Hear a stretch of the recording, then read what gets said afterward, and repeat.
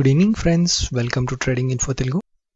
Friends, మొదటగా నా యొక్క చిన్న రిక్వెస్ట్ ఏంటంటే, కొత్తగా ఎవరైతే వ్యూవర్స్ వస్తున్నారో తప్పకుండా మన ఛానల్ యొక్క కంటెంట్ని ఒకసారి చూడండి. కంటెంట్ మీకు యూస్ఫుల్ అనిపిస్తే తప్పకుండా మన ఛానల్ని, ట్రేడింగ్ ఇన్ఫో తెలుగు ఛానల్ని సబ్స్క్రైబ్ చేసుకోండి. అదేవిధంగా నోటిఫికేషన్ బెల్ని ప్రెస్ చేయండి. మీ యొక్క సపోర్ట్ని మ్యాక్సిమం లైక్స్, మ్యాక్సిమం కామెంట్స్ రూపంలో తెలియజేయండి. అదేవిధంగా ఫ్రీగా లైవ్లో ఇంట్రాడే కాల్స్ని రెగ్యులర్గా పొందాలనుకుంటే తప్పకుండా మన యొక్క టెలిగ్రామ్ ఛానల్ నెంబర్ ఇక్కడ ప్రొవైడ్ చేయడం జరిగింది. ఈ టెలిగ్రామ్ ఛానల్ నెంబర్ని యూజ్ చేసి టెలిగ్రామ్ ఛానల్లో జాయిన్ అవ్వండి. రెగ్యులర్గా మీకు అంటే రీసెంట్ మీరు వచ్చేసి చూడండి, నేను ఇక్కడ రెగ్యులర్గా ఇంట్రాడే లైవ్ కాల్స్ నేను స్టార్ట్ చేసినప్పటి నుంచి చూడండి, మంచి రిటర్న్స్ ఇచ్చిన కంపెనీస్ మీకు ఇక్కడ కనిపిస్తుంటాయి. చూడండి ఇంట్రాడేలో చూడండి, ఇవన్నీ అబ్జర్వ్ చేయండి. మీరు కావాలంటే మీరు ఇంట్రాడే లైవ్లో నేను ఈ కాల్స్ని ప్రొవైడ్ చేయడం జరిగింది. లైవ్ ట్రేడింగ్ జరుగుతున్నప్పుడు ఇవి లైవ్లో ఈ కంపెనీస్ని నేను మన యొక్క టెలిగ్రామ్ ఛానల్లో ఈ కంపెనీస్ గురించి వాచ్ లిస్ట్లో మిమ్మల్ని యాడ్ చేసుకోమని చెప్పడం జరిగింది. మంచి ప్రాఫిట్స్ జనరేట్ చేయడం జరిగింది. ఇలాంటి హైలీ ప్రాఫిటబుల్ ఇంట్రాడే లైవ్ స్టాక్స్ని రెగ్యులర్గా పొందాలనుకుంటే తప్పకుండా మన యొక్క ట్రేడింగ్ ఇన్ఫో తెలుగు ఛానల్ని జాయిన్ అవ్వండి.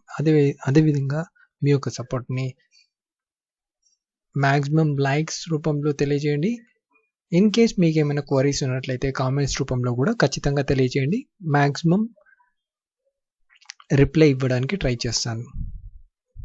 ఓకే ఫ్రెండ్స్, ఈరోజు మన యొక్క స్టాక్ అనాలిసిస్ వచ్చేసి జాగ్సన్పాల్ ఫార్మాస్యూటికల్స్ లిమిటెడ్ కంపెనీ గురించి మనం నేరుగా అబ్జర్వ్ చేసినట్లయితే, Jagsonpal pharmaceuticals is primarily engaged in the manufacturing and trading of pharmaceutical products and APIs. The company has operations in India and caters to both domestic and international markets. ఈ company గురించి మెయిన్గా observe చేసినట్లయితే pharmaceutical related company అండి. ఇక్కడ వచ్చేసి మీరు observe చేయండి, market cap వచ్చేసి 549 crores ఉందండి, స్మాల్ క్యాప్ స్టాక్. అదేవిధంగా కరెంట్ ప్రైస్ వచ్చేసి 210 రూపీస్ దగ్గర ట్రేడ్ అవుతుంది. రిటర్న్స్ కనుక గమనించినట్లయితే ROCE చూడండి 18.2% ఉంది, ROE వచ్చేసి 14.6 ఉంది. అదేవిధంగా డివిడెండ్ కూడా పే చేస్తున్న కంపెనీ అండి. ఆల్మోస్ట్ డెట్ ఫ్రీ కంపెనీ అండి, ప్లస్ పర్సెంటేజ్ ఏమీ లేదు. సో ఇవి రెండు మనం పాజిటివ్ ఫ్యాక్టర్స్గా కన్సిడర్ చేయవచ్చు. అదేవిధంగా రిటర్న్స్ కనుక గమనించినట్లయితే లాస్ట్ 3 months రిటర్న్స్ వచ్చేసి 41% రిటర్న్స్. అదేవిధంగా లాస్ట్ 6 months రిటర్న్స్ వచ్చేసి 41%. అదేవిధంగా లాస్ట్ 1 year రిటర్న్స్ కనుక గమనించినట్లయితే 150% రిటర్న్స్ జనరేట్ చేసిన కంపెనీ. ఫ్రెండ్స్, ఈ స్టాక్ నేను పర్టికులర్గా పిక్ చేసి ఎక్స్ప్లెయిన్ చేయడానికి గల కారణము కాస్త ఫండమెంటల్ గ్రోత్ అవుతున్న కంపెనీ అండి. అందుకే ఈ స్టాక్ నేను పర్టికులర్గా పిక్ చేసి ఎక్స్ప్లెయిన్ చేయడం జరిగింది. అదేవిధంగా నా యొక్క చిన్న రిక్వెస్ట్ ఏంటంటే, ఎట్టి పరిస్థితుల్లో వీడియో మొత్తాన్ని స్కిప్ చేయకుండా చూడండి.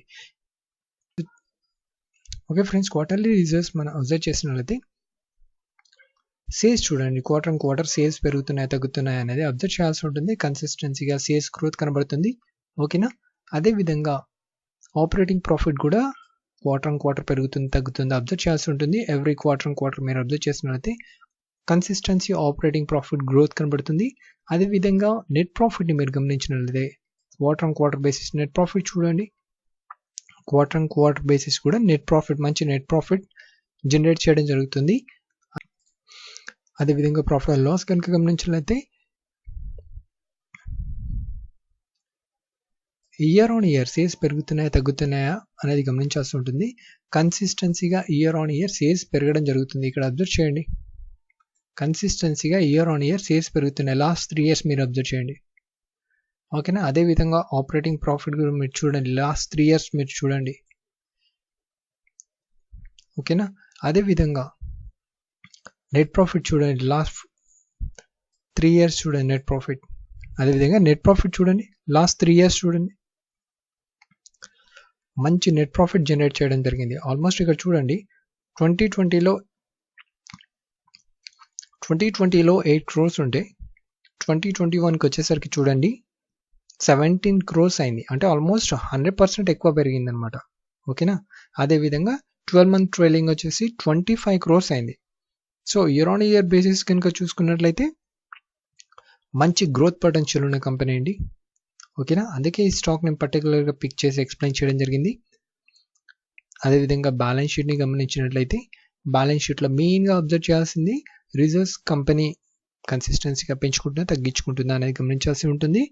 అదేవిధంగా బారోయింగ్స్ తగ్గించుకుంటుందా పెంచుకోవడం జరుగుతుందా అనేది కూడా అబ్జర్వ్ చేయాల్సి ఉంటుంది. బారోయింగ్స్ చాలా తక్కువ ఉన్నాయండి.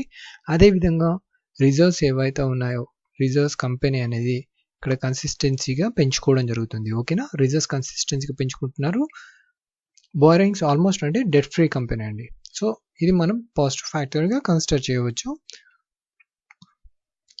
అదేవిధంగా క్యాష్ ఫ్లోస్ కనుక మనం గమనించినట్లయితే cash from operating activity maximum పాజిటివ్గానే పోస్ట్ చేయడం జరిగింది. అదేవిధంగా షేర్ హోల్డింగ్ ప్యాటర్న్ని మనం గమనించినట్లయితే షేర్ హోల్డింగ్ ప్యాటర్న్లో ప్రమోటర్స్ దగ్గర హోల్డింగ్ వచ్చేసి 70.34 ఉంది. అదేవిధంగా పబ్లిక్ దగ్గర హోల్డింగ్ వచ్చేసి 29.46 ఉంది. అదేవిధంగా వచ్చేసి ఎఫ్ఐఎస్ దగ్గర వచ్చేసి 0.20 ఉంది. ఇక్కడ మీరు అబ్జర్వ్ చేయండి, ఎఫ్ఐఎస్ యొక్క హోల్డింగ్ పెంచుకోవడం జరిగింది. అబ్జర్వ్ చేశారా, ఇక్కడ ఎఫ్ఐఎస్ యొక్క హోల్డింగ్ పెంచుకోవడం జరిగింది. ఓకేనా ఫ్రెండ్స్, ఫండమెంటల్లీ కాస్త గ్రోత్ పొటెన్షియల్ ఎక్కువగా ఉన్న కంపెనీ అండి. అందుకే ఈ స్టాక్ని పర్టికులర్గా పిక్ చేసి ఎక్స్ప్లెయిన్ చేయడం జరిగింది. అదేవిధంగా స్టాక్ యొక్క ప్రైస్ని గత కొన్ని రోజుల నుంచి మీరు అబ్జర్వ్ చేసినట్లయితే స్టాక్ యొక్క ప్రైస్ మూమెంటం చూడండి, స్ట్రాంగ్ మూమెంటం అప్ సైడ్ ఉండడం జరిగింది. అబ్జర్వ్ చేశారా, స్టాక్ యొక్క price momentum almost up side ఉంది.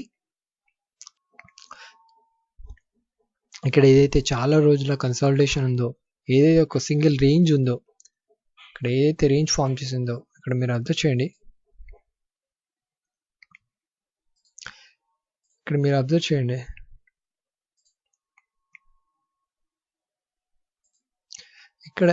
ఇక్కడ మీరు అబ్జర్వ్ చేయండి, ఏదైతే రేంజ్ ఫామ్ చేసిందో ఆ రేంజ్ని, అంటే ఇక్కడ వచ్చేసి మీరు చూడండి ఒకటే రేంజ్ బౌండ్లో కన్సాలిడేట్ అని చూసారా, చాలా రోజులు కన్సాలిడేట్ అవ్వడం జరిగింది. ఓకేనా, ఓన్లీ రేంజ్ బౌండ్లోనే, ఓన్లీ అదే రేంజ్లో అనమాట. అటు అప్ సైడ్ బ్రేక్ చేయలేదు, ఇటు డౌన్ సైడ్ బ్రేక్ చేయలేదు. ఒకటే రేంజ్ బౌండ్లో చాలా రోజులు కన్సాలిడేట్ అయ్యి ఏదైతే హైయర్ ప్రైస్ ఉందో ఆ హైయర్ ప్రైస్ని స్ట్రాంగ్ బులిష్ క్యాండిల్తో బ్రేక్అవుట్ చేయడం జరిగింది. ఓకేనా ఫ్రెండ్స్, అందుకే ఈ స్టాక్ని నేను పర్టికులర్ పిక్ చేసి ఎక్స్ప్లెయిన్ చేయడం జరిగింది. అదేవిధంగా ఈ స్టాక్ని మీరు కరెక్షన్లో బై చేయడానికి ట్రై చేయండి. అదేవిధంగా మీరు ఏ స్టాక్లో ఇన్వెస్ట్మెంట్ చేయాలనుకున్నా తప్పకుండా మీ ఫైనాన్షియల్ అడ్వైజర్ సలహా మేరకు ఇన్వెస్ట్మెంట్ చేయడానికి ట్రై చేయండి ఫ్రెండ్స్. అదేవిధంగా మీ యొక్క సపోర్ట్ని maximum likes and maximum shares and మీ యొక్క ఒపీనియన్ని కామెంట్ రూపంలో తప్పకుండా తెలియజేయండి. Thank you friends.